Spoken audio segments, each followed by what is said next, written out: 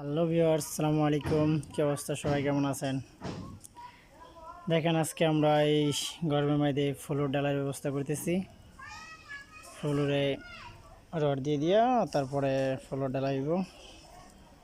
এটা হলো শ্যামপুর দারগাটেক মসজিদের পাশেই আমার বিআই শরীফ বিআইয়ের বাড়ির ফ্লোরের জন্য তারতিব করা হইতেছে।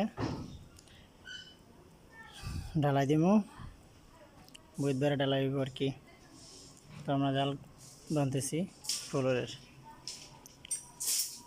রডও দিয়ে দিছি একদম হ্যাভি 10 মিলি রড।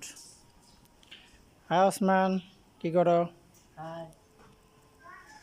কাজ করতেছ? বান্ধ ভালো করে, আলি ব্যবহার করো না। এটা হলো